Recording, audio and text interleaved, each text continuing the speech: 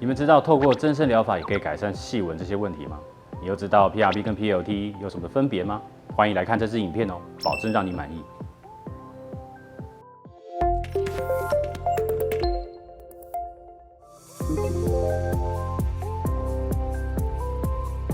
要知道 PLT 是什么之前，要先知道什么是 PRP， 因为 PLT 它这3个字的意思叫做 PRP Levelized Treatment， 所以它是 base 在 PRP 上面而来的。那 PRP 它的3个字的全部的名称叫做 Platelet Rich Plasma， 意思是我们会发现从这个 platelet 就是这个血小板啊，它有一个丰富的一个富含这个生长因子。然后我们经过一些离心纯化之后啊，它会发现这些生长因子浓度提高之后，它对于我们整个身体啊会有一些增生疗法的疗效。那所以这个 PLT 它就是从 PRP 来的，它是一种等于说是一种高阶的 PRP， 它可以用一种新型的制备的方式去纯化、去冻晶化、去干粉化这个 PRP， 达到标准化的一些效果。我们要知道 PLT 的特色之前，我们要先知道 PRP 的缺点。第一个，我们每次抽血出来、离心出来，它的生长因子浓度都不一样。这是同一个人，在他心情好，或者是他刚好有感冒，还是他发生什么压力，或是这运动之后，等等测出来的浓度都不一样。这样我们没办法标准化，可能第一次打效果不错，第二次打效果收手，第三次打效果又特别好，你无法标准化，无法做一个完整的研究。第二个缺点是我们 PRP 抽出来之后，我们离心完之后，假设我们有5到10 cc， 可是他今天想打的部位并没有这么多，那我们剩下的怎么办？我们剩下的只能扔掉，因为 PRP 它是含有丰富蛋白质的，我们并没有一个储存的方式。我们抽出来之后，4个小时内不打完，它可能就会腐烂掉，可能就会坏掉，所以就浪费掉了。第三个就是我们 PRP 啊，我们其实抽出来，经过一些纯化离心之后，它其实还是会有一些发炎的因子。就是它有好的东西，它也有坏的东西。这些发炎因子，我们说真的，用各种方式并不能够完全的把它去除干净。所以有些人打 PRP 啊，它还是会有一些发炎、轻微发炎的一些反应。综合以上3点呢，就是我们 PLT 这个制备方法，这个血小板冻晶干粉技术它的一个卖点所在。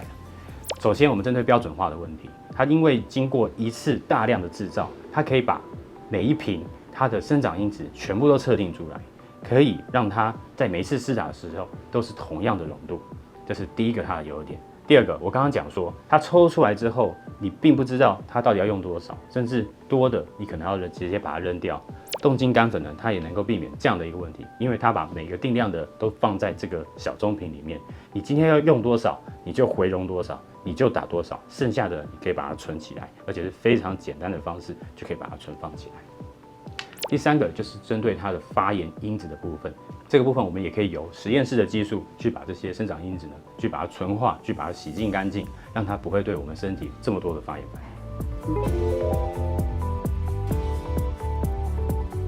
首先我们可以单打，我们可以期望它会有2种效果。第一种是回春的效果，回春的效果就是针对一些细纹的改善，针对一些痘疤或受损的细胞去做再生的疗法。第二种，我们会期待它会有增生的效果。什么增生的效果呢？就是我们会有类似填充物、类似童颜针等等胶原蛋白新生的一个效果。这个是针对 PLT 单打的疗程。第二种是针对一些医美仪器，我们去做一些搭配的疗法。比如说我们现在目前很常用的皮秒雷射，因为我们知道皮秒雷射它有一个蜂巢镜头，它可以对我们的真皮层作为一个蜂巢式的破坏在新生的动作。我们知道它可以破坏，但新生呢，它以往都只能靠自己身体去做新生。如果我们能够加上 PLT 这种增生疗法，是不是可以让它的胶原蛋白或者让它的其他的弹力蛋白增加的更多呢？我想肯定是可以的。第三种是我们可以搭配一些整形外科的手术，比如说我们所有的刀，我们要针对伤口的愈合，我们增加了 PLT， 是不是可以增加它伤口愈合呢？肯定是可以的。再来，我们还有针对一些自体脂肪移植的手术，比如说自体脂肪移植补脸啦，自体脂肪移植补胸部啦等等的。我们借由这些 PLT 它的生长因子打进我们人体，混合这些自体脂肪，它可以增加它的存活率。所以我们利用这样的方式呢，可以让我们的手术疗效变得更好。我想这是非常非常值得期待的。其实我们 PLT 术后的保养是相对简单的。我们在使用之后啊，我们在使用的部位的地方啊，做一些冰敷啊，或者一些简单的一些疗程就可以了。同样的，我们的皮肤啊，一样要做好防晒跟一些保湿。同时呢，我们要注意，我们吃东西不能吃太刺激、太辛辣的。等等的，我们要注意。那我自己个人觉得，如果我们饮食的部分呢，如果再加上一些比如说胶原蛋白或者是一些胶原生态等等之类的疗程的话，我相信它一定可以更加增加它的一个功能。